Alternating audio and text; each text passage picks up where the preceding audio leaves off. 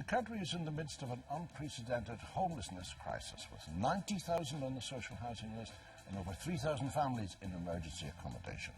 The government has pledged funding to alleviate the situation, but could the solution actually lie on the statute books with a constitutional right to housing? With us is Maeve Regan, Manager Solicitor of Mercy Law Resources Centre, and Karl Deeter of Irish Mortgage Brokers. A constitutional right to a house. Now, that's a new one on me. Explain that. Well, as you say, Tom, we are in the midst of a huge and desperate homelessness crisis. And the situation at the moment in Irish law is there's no right to housing. And what we're seeing in this homelessness crisis is the glaring lack of legal protection for people who are homeless. And so we, in our work in Mercy Law Resource Centre, are providing legal help for people who are homeless or at risk of homelessness. And every week we're meeting individuals and families who are homeless and who are living in their cars. And they are living in their cars because they have been refused emergency accommodation, or the local authority have told them that there simply is none available. We're meeting people who have been given emergency accommodation, but their families who have been given one room in a B&B or in a hotel with no cooking facilities, with facilities that are grossly inappropriate for their health and for their dignity. And what we're seeing are people who are humiliated. They are feeling humiliated. We understand the situation, and it's not an unfamiliar one. How would such a constitutional change that? People have visions of people going to the courts demanding a house. Well, that's a very good point. The right to housing would not give the right to a key to a home for all. Absolutely not. What it would do is, in contrast to the current situation, where when we're advocating for people legally, we're relying on rights such as bodily integrity, rights around the edges, fair procedures. Where there is a right to housing, the courts could look in a case at a state decision or inaction and assess whether they are reasonably protecting the right to adequate housing. State policies would have to respect the right to housing. They would have to act reasonably to protect the right to housing. So a family arriving in and finding it's been refused housing, they're out on the streets, they would go to the courts, and the courts would order the local authority to give them a house or to house them. Is that what you're saying? Not necessarily at all. What the court would do is assess whether the policy or the decision was reasonable in the circumstances. This is not a new idea, I suppose, in international human rights law. The right to housing is in place in 7 European countries, EU countries, in their constitutions, in 81 countries. But they're different constitutions to us. Absolutely. You can't compare constitutions just like that. Absolutely true.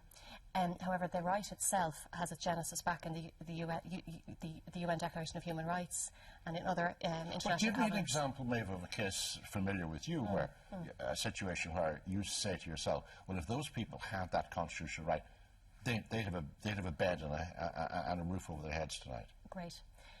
So we have a family, I won't go into detail in relation to a particular case, so I'll generalise in terms of the kind of cases we see. A family presenting with young children who have no accommodation for the night because the local authority has no money left. And we're very conscious of the strain they're under. That local authority does not have the budget to pay for emergency accommodation. With the right to housing, in circumstances where the state has a policy where local authorities do not have sufficient money to do that, we could look at that, the courts could look at that policy and say, well, was it reasonable within the available resources of the state to have a policy such as this, or is that an egregious breach of the right to housing for these people? And that is how it would work. It is a reasonableness review. And so in a severe case, yes, they could make a declaration. It's an extraordinary sight, the thought of a homeless family and their kids walking into a court surrounded by lawyers in wigs, costing huge amounts of money, taking so long to reach a decision. Is that practical? Well, yeah, I mean, you've hit the nail on the head there in terms of the idea that this could be a floodgates because it's so difficult for people to access any legal help in the first place.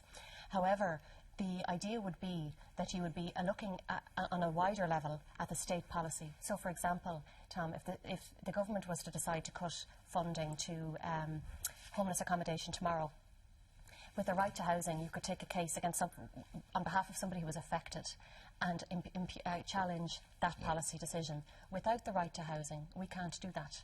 It's another layer of accountability in that way. Karl Deeter, are you impressed? I think it's a fine idea, but to the extent that it will help alleviate homelessness, I don't think it's practical or will make much of a difference.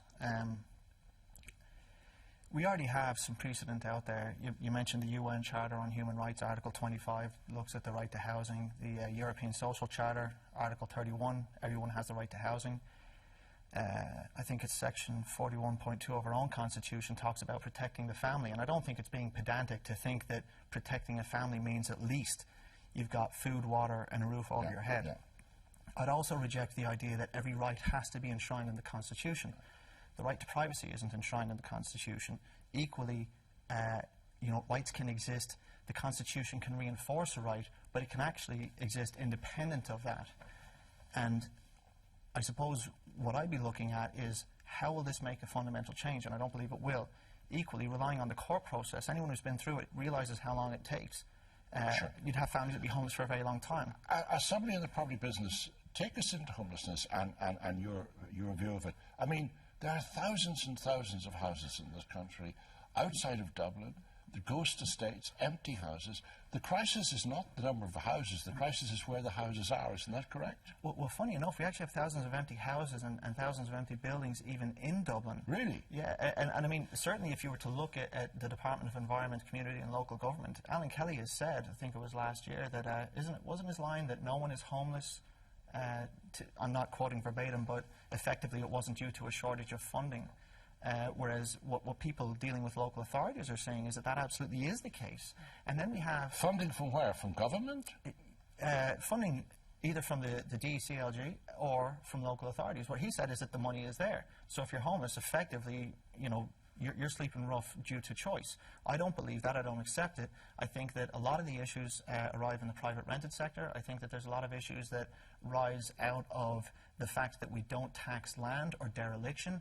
Like, even if you walk down the River Liffey and look at a lot of the buildings that line the river in our capital city, the second and third floors are empty. I work beside a tenement which has been vacant for 40 years. One of the girls in work, her mother grew up there. I know it's been vacant for that long. And it's 100 metres from the Liffey, right across from the IFSC. That this kind of thing can exist. In tandem with the homeless crisis, you've got over 3,200 people homeless, over 650 families, almost 1,400 children, 90,000 on a waiting list. That these two things can run parallel to one another is a huge indictment on our inability to solve a fundamental protection of people. You recognise that picture, of course? I do, and it's a really, really good point. I think what it does make clear is, and something we want to make very clear in talking about the right to housing, that it is not the solution in itself, absolutely not. Right.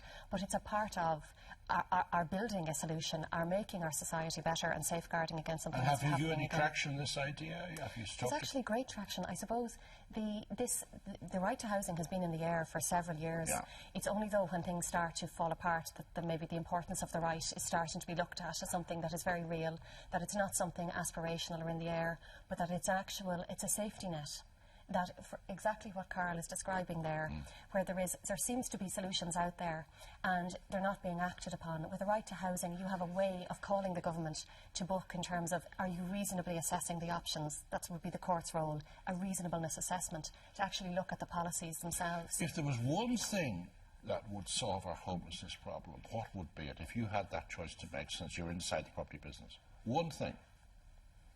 I would effectively make it very painful for people to hoard land or buildings and not put them to good use. I would use the tax code to really punish to an unprecedented level hoarding of land or buildings that aren't of productive nature. All right, well, thank you both very much. Okay, up next we'll have the legendary author, journalist and playwright, Maeve Regan.